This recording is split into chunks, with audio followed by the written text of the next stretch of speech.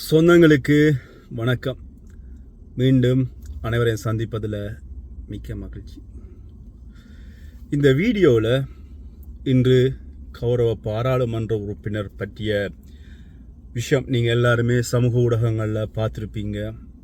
ஊழல் சம்பந்தமாக 7 ஃபைலில் முதலாவது ஃபைலை திறந்து பிரச்சனையை ஆரம்பிக்க முன்னமே ஊழல்வாதிகள் பயந்து உடனடியாக பிரச்சனையை கூட்டி அந்த கூட்டத்தை குழப்பிய சம்பவம் கிளிநொச்சியில் பதிவாகி இருக்கிறது.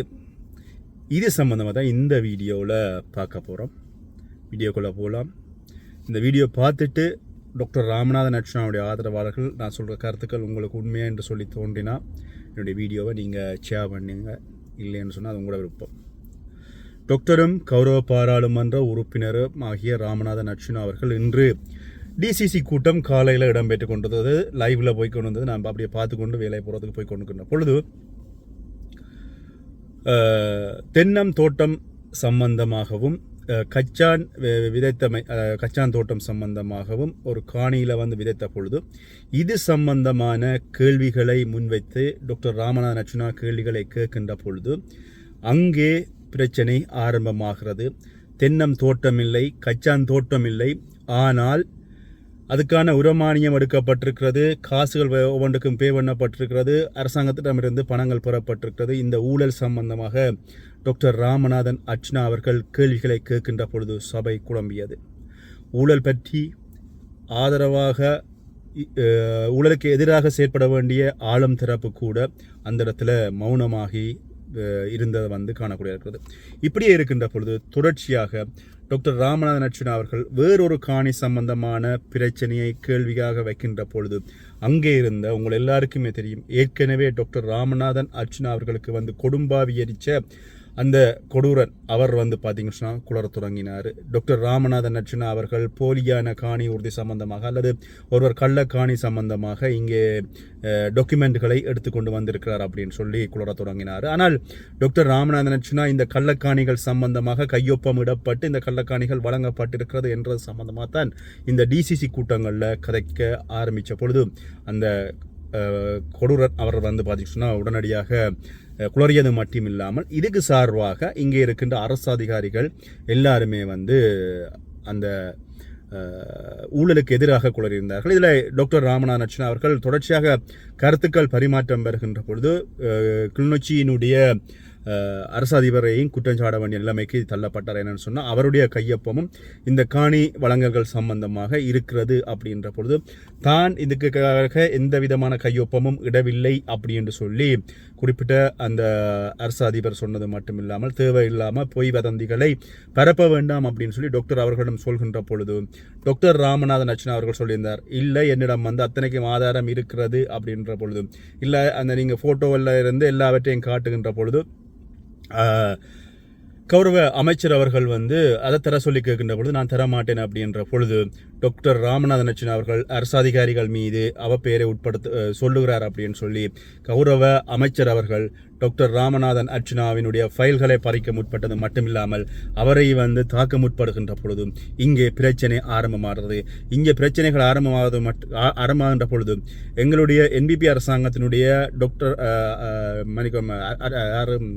அமைச்சருக்கு பின்னால் நிற்கிற குண்டர்கள் எல்லாரும் சேர்ந்து டாக்டர் ராமநாதன் அர்ச்சுனாவை தாக்குகின்ற நோக்கோடு முயற்சிக்கின்ற பொழுது டாக்டர் ராமநாதன் அர்ச்சுனா அவர்கள் நீங்கள் என்ன தாக்க வலிக்கிட்டா நானும் திருப்பி தாக்க வலிக்கிடுவேன் அப்படின்னு சொல்லி ஒரு கதையை முன்வைக்கின்றாரு.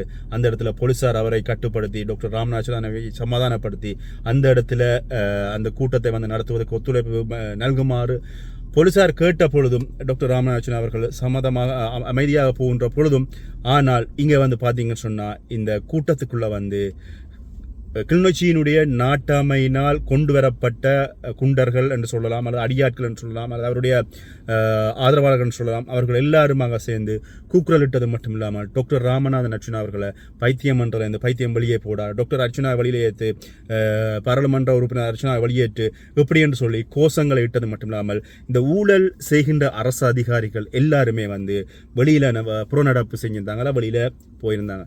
இந்த நேரத்தில் டாக்டர் ராமநாதன் அர்ச்சுனா அவர்கள் தன்னுடைய பக்க நியாயம் அல்லது பாதிக்கப்பட்ட மக்களுக்கான ஒரு பாராளுமன்ற உறுப்பினராக அந்த இடத்துல தன்னுடைய கருத்துக்களை முன்வைக்கின்ற பொழுது இங்கே வந்து பார்த்தீங்கன்னு சொன்னால் டாக்டர் ராமநாதன் அர்ச்சுனா அவர்கள் தனி மனிதன் ஒருவனாக நின்று போராடியது வந்து பார்த்தீங்கன்னு சொன்னால் உண்மையில் மிக மிக வேதனைக்குரிய ஒரு விஷயம். இதில் இன்னும் ஒன்று என்னன்னு சொன்னால் பாதிக்கப்பட்ட மக்கள் அல்லது டாக்டர் ராமநாதன் அர்ச்சுனாவுக்கு முறைப்பாட்டை கொடுத்த மக்கள் கூட யாருமே டாக்டர் ராமநாதன் அர்ச்சுனாவுக்கு ஆதரவாக இங்கே பேசலை அல்லது அந்த இடத்துல கதைக்கலை அப்படின்றது மிக மிக மிக ஒரு வேதனையாக இருக்கிறது. ஆனால் சமூக ஊடகங்களில் இன்னொரு விஷயம் இப்பொழுது வந்து பெரிய ஒரு பேசு பொருளாக வந்திருக்கிறது.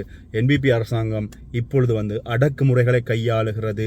அடக்குமுறைகளை கையாளுவது மட்டுமில்லாமல் உண்மையான நேர்மையான ஒரு பாராளுமன்ற உறுப்பினர் ஒரு ஊழல் சம்பந்தமாக ஒரு விஷயத்தை முன்வைக்கின்ற பொழுது அதை எதிர்கொள்ள தெரியாமல் அவர்கள் ஊழல்வாதிகளுக்கு ஆதரவாக அமைச்சரோடு சேர்ந்து பாராளுமன்ற உறுப்பினர்களும் உறுதுணையாக நிற்கிறார்கள் அப்படின்றது மட்டுமில்லாமல் டாக்டர் ராமநாதன் அர்ச்சுனா அவர்களை தாக்குவதற்கு குண்டர்களை அனுப்பினார்கள் அப்படின்ற ஒரு விஷயம் வந்து சமூக ஊடகங்களில் பேசப்படுகிறது.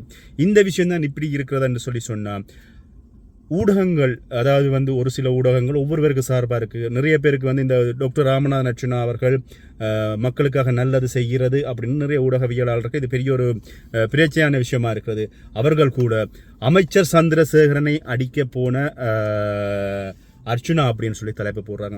கொஞ்சம் கொடுத்து அறிவில்லாமல் யோசிக்காமல் என்ன நடந்ததுன்றது பார்க்காம அந்த இடத்துல நின்ற ஊடகவியலாளர் ஒருவரோ இருவரோ அவங்க என்ன நடந்தது அப்படின்றத கேட்கணும். அல்லது டாக்டர் ராமநாதன் அவர்கள் லைஃப் போட்டிருந்தார் அந்த லைஃப்பில் என்ன நடந்தது பார்க்கணும். அல்லது வேறு ஊடகவியலாளர்கள் என்ன நடந்ததுன்னு அப்படின்னு சொல்லி பார்க்கணும்.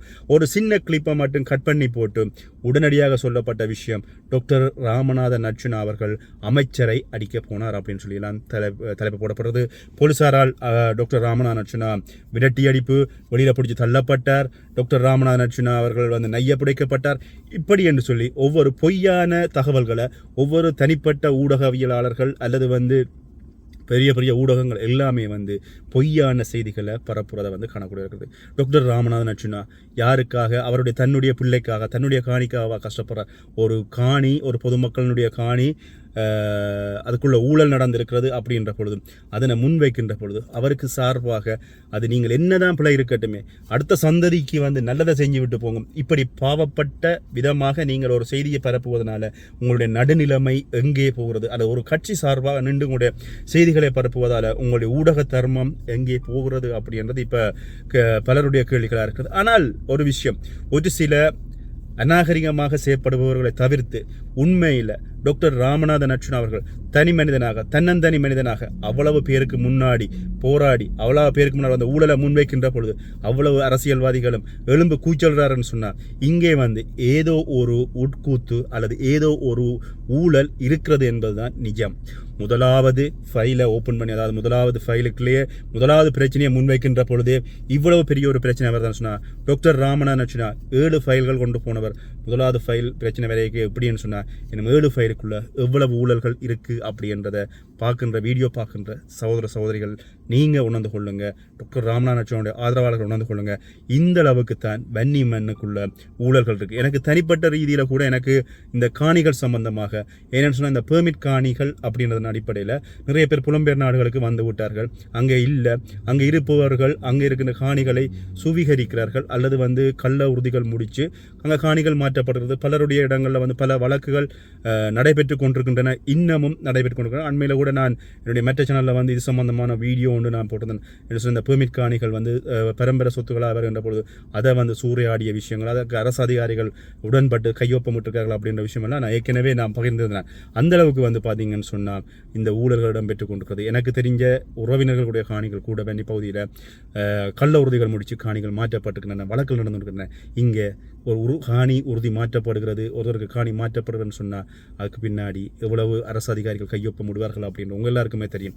அது மட்டும் இல்லாமல் காணிகள் இப்போ இருக்கின்ற விலைக்கு எப்படி விற்கலாம் அப்படின்னு உங்களுக்கு தெரியும். நிறைய காணிகள் கள்ள உறுதிகள் முடிச்சு விற்கப்பட்டிருக்கின்றன அப்படின்ற விஷயம் இப்போ எல்லாருக்குமே தெரியும். ஆக டாக்டர் ராமநாதன் அர்ச்சுனா அவர்கள் கேட்ட கேள்வியில் வந்து முதலாவது கோர்வையை திறந்து முதலாவது கேள்வியை முன்வைக்கின்ற பொழுது இவ்வளவு பிரச்சனை வந்தது அப்படின்னு சொன்னால் யோசிச்சு பாருங்க.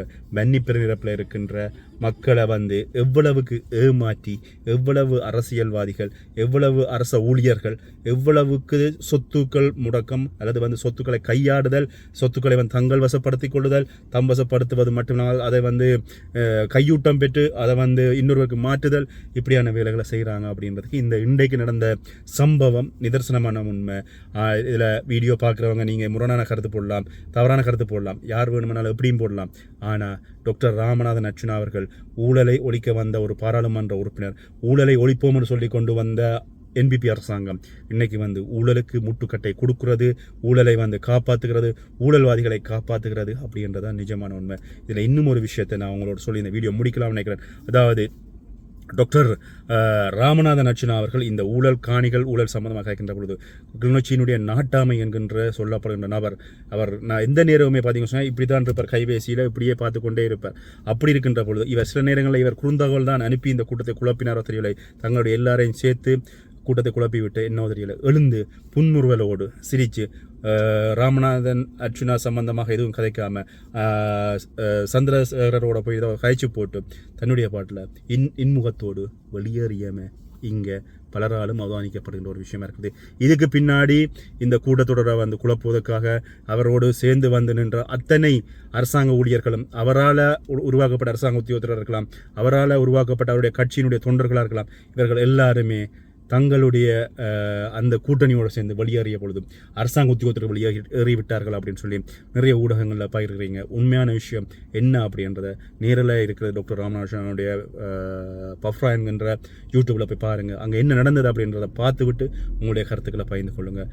இந்த வீடியோ பார்க்கின்ற என்னுடைய ஆதரவாளர்கள் என்று சொல்வதை விட டாக்டர் ராமநாதனுடைய ஆதரவாளர்கள், என்னுடைய சப்ஸ்கிரைபர்ஸ், உங்களுடைய கருத்துக்களை கீழே பகிர்ந்து கொள்ளுங்கள். டாக்டர் ராமநாதன் அவர்கள் செய்தது சரியா தவறா அப்படின்னு சொல்லி நீங்கள் உங்களுடைய கருத்துக்களை என்னோட பகிர்ந்து கொள்ளுங்கள். மீண்டும் இன்னொரு வீடியோவில் சந்திக்கிறேன். நன்றி.